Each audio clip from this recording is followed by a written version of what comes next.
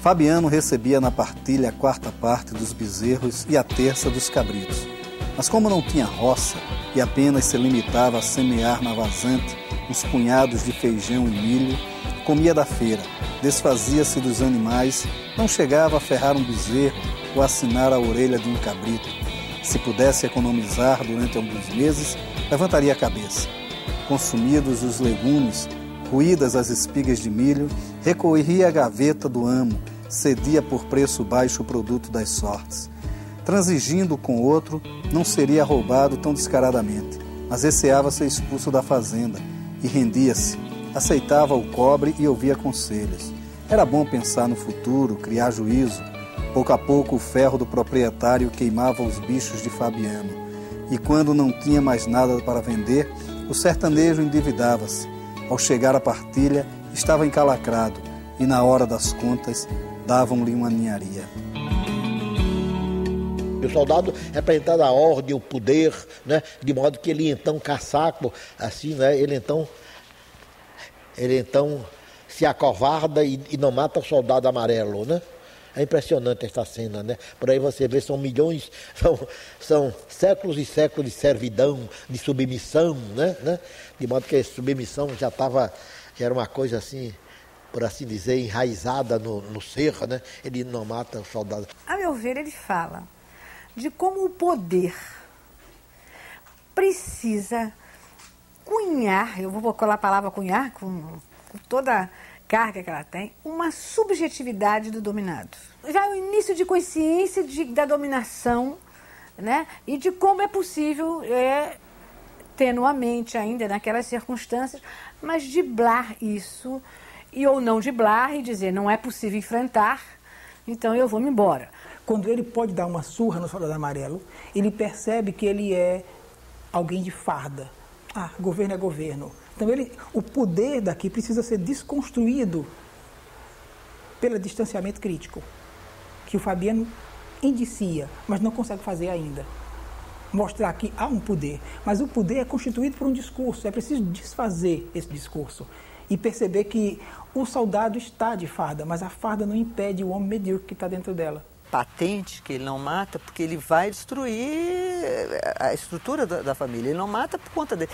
E depois, quando Nelson Pereira dos Santos vai fazer o filme, né, ele traz a possibilidade de Fabiano se tornar um jagunço, se tornar um cangaceiro, e no momento da decisão, bem na encruzilhada, ele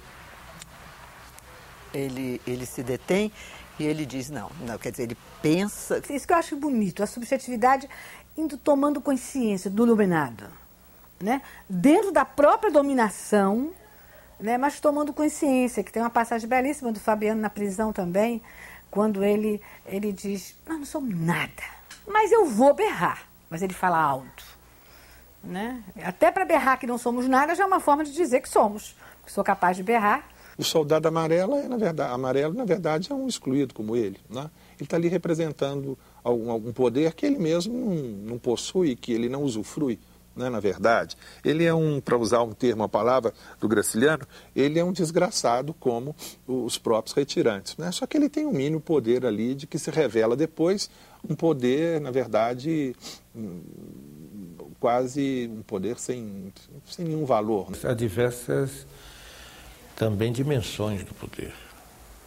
A dimensão do soldado amarelo, a dimensão dos elementos da natureza, não é?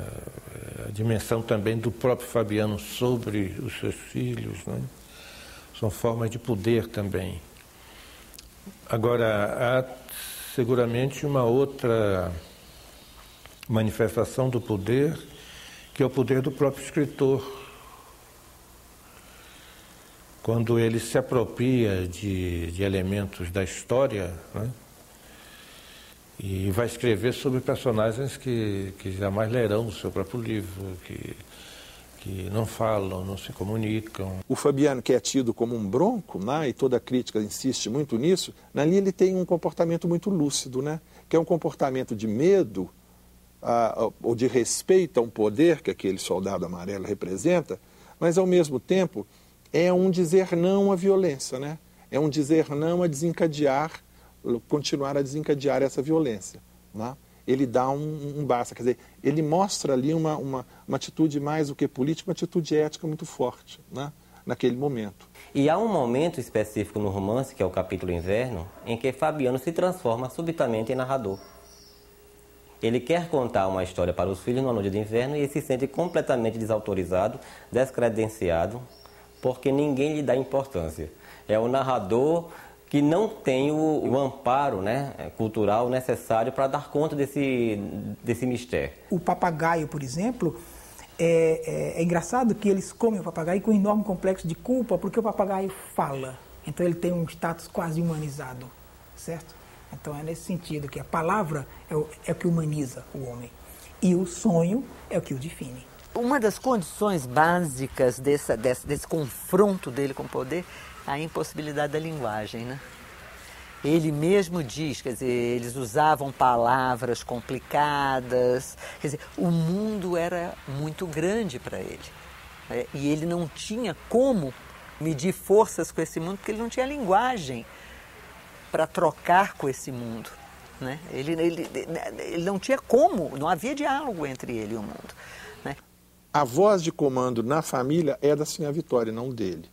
A Sinhá Vitória é aquela que sabe fazer contas, é aquela que sonha com os meninos na cidade, estudando, que não quer que os meninos sejam vaqueiros. Fabiano quer que os filhos continuem a ser como ele, que os filhos sejam vaqueiros. Ela não. É interessante isso no Graciliano, numa sociedade patriarcal, ela tem muitas vezes o poder de deslocar, né, determinadas coisas de lugar e enxergar mais claramente como é que esse poder funciona. Quer dizer, não é só a condição de subalternidade social, né, resultante do sistema mesmo, né, mas a condição de subalternidade da língua, a incapacidade dele de produzir, de verbalizar aquilo que ele sente, né, mesmo na sua dignidade, porque Fabiano, por conta disso, ele nunca perde a sua dignidade. É isso que é interessante a gente observar. E Fabiano foi sentar-se na calçada resolvido a conversar. O vocabulário dele era pequeno, mas em horas de comunicabilidade enriquecia-se com algumas expressões de seu Tomás da Bolandeira. Pobre de seu Tomás, um homem tão direito sumir-se como o Cambembe, andar por este mundo de trouxa nas costas. Seu Tomás era pessoa de consideração e votava. Quem diria? Neste ponto, um soldado amarelo aproximou-se e bateu familiarmente no ombro de Fabiano. Como é, camarada? Vamos jogar um 31 lá dentro? Fabiano atentou na farda com respeito e gaguejou, procurando as palavras de seu Tomás da Bolandeira. Isso é, vamos e não vamos, quer dizer, enfim, contanto, etc., é conforme. Levantou-se e caminhou atrás do amarelo, que era autoridade e mandava. Fabiano sempre havia obedecido. Tinha muque e substância, mas pensava pouco, desejava pouco e obedecia. O que me fascina muito em Vidas Secas e que é pouco falado é a unidade da família, é a questão do afeto. E eu acho isso muito importante porque se fala da secura de Graciliano Ramos, se fala do estilo sucinto, se fala da ausência de pieguice, de uma linguagem muito magra, não é verdade? E nessa magreza, nessa aridez, ele constrói um romance onde está ali embutido uma afetividade muito grande. Eu acho que o poder de Sinhá Vitória é o poder de contestar. Para mim, ele não está em Fabiano em Vidas Secas, porque eu acho que não poderia estar. Porque se Fabiano é aquele que age, é aquele que vai trabalhar, que vai lidar com um patrão, né? que vai para a cidade sozinho, vai lidar com a força policial, né? Ele não pode ter tanta clareza das coisas como tem Sinhá Vitória. Porque ela tem a clareza, mas ela não age. O livro é um momento ou outro que um bom leitor, com muita perspicácia, poderá sacar que a Sinhá Vitória é afrodescendente. E também acontece a mesma coisa acontece com o Fabiano, só que em outro sentido. dá para descobrir que ele é um descendente dos visigodos, quer dizer, um branco. Ela é quase uma pitonisa, né? Talvez porque na antiguidade as mulheres tivessem tido esse papel de sacerdotisa muito destacado. Elas eram meio bruxas, meio adivinhas, e todas elas se serviam de uma linguagem metafórica, não exatamente literária, né? Mas metafórica. E, sim, a Vitória ocupa esse papel no romance. No Brasil, as ideias da direita eram mais facilmente divulgadas, né? Inclusive o racismo, o pensamento racista, né? E o Graciliano quis, dentro da história, mostrar que a mulher de origem africana, ela é mais inteligente, ela que sabe de tudo, ela que decide tudo, ela que compreende o mundo, ela sabe fazer contas, né? Ele sabe apenas cuidar do gado. Assim, a Vitória é uma mulher pensante, é uma mulher atuante, é uma mulher... Ela é parceira.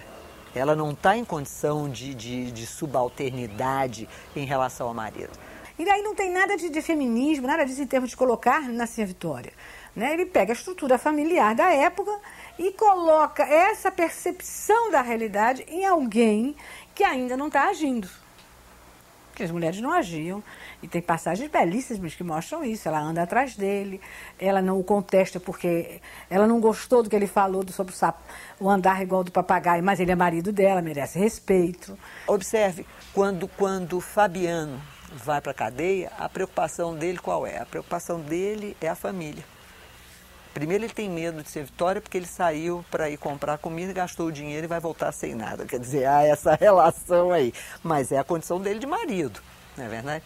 E depois ele se refere às pernas dos meninos finas como biurros.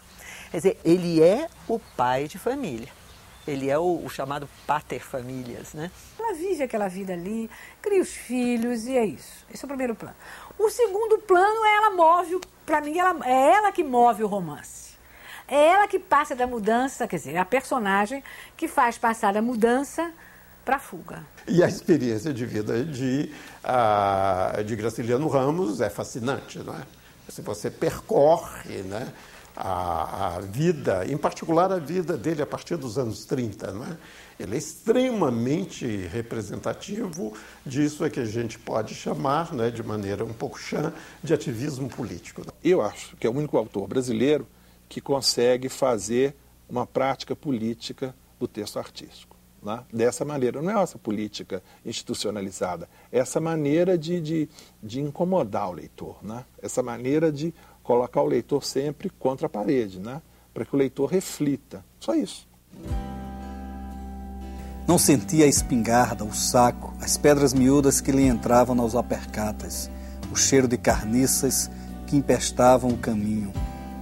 As palavras de Sinhá Vitória encantavam-no. Iriam para longe, alcançariam uma terra desconhecida. Fabiano estava contente e acreditava nessa terra, porque não sabia como ela era nem onde era. Repetia docilmente as palavras de Sinhá Vitória, as palavras que Sinhá Vitória murmurava porque tinha confiança nele. E andavam para o sul, metidos naquele sonho. Uma cidade grande, cheia de pessoas fortes. Os meninos em escolas, aprendendo coisas difíceis e necessárias. Eles dois velhinhos, acabando-se como uns cachorros inúteis, acabando-se como baleia. Que iriam fazer? Retardaram-se, temerosos. Chegariam a uma terra desconhecida e civilizada, ficariam presos nela. E o sertão continuaria a mandar gente para lá. O sertão mandaria para a cidade homens fortes, brutos, como Fabiano, Sinhá Vitória e os dois meninos. A passagem de Graciliano na prefeitura de Palmeira, ela vem exatamente dentro desse contexto do embate do mundo rural, que o Fernandes Lima representava muito bem, e do mundo urbano, que o Costa Rego representava no outro lado, e por isso que eles, aliados num instante, depois teriam uma separação conflituosa, inclusive com a tentativa de assassinato do Costa Rego, que ocorreu aqui em Maceió. O desejo de poder não havia nele. Né? O desejo de poder, a questão para ele da administração era estritamente institucional. Quer dizer, ele não estava querendo lucrar prestígio ou o que quer que seja. O Graciliano não queria ser prefeito de Palmeira dos Índios. No entanto, Lauro de Almeida, Francisco Cavalcante, Otávio Cavalcante sugeriram ao seu Sebastião que Graciliano, por ser um professor respeitável, ensinava a vários cidadãos, principalmente adultos, ele foi tido como o candidato ideal para ser prefeito de Palmeira dos Índios. Ele tinha poucos amigos em Palmeira por conta da instrução da maioria dos habitantes. Graciliano Ramos era um cara muito culto e dificilmente tinha alguém para conversar. Tanto que ele se refugiava na igreja, na sacristia, porque ele um ateu convicto e tinha a amizade do padre, né? Sim. E isso talvez fosse a pessoa que mais entendesse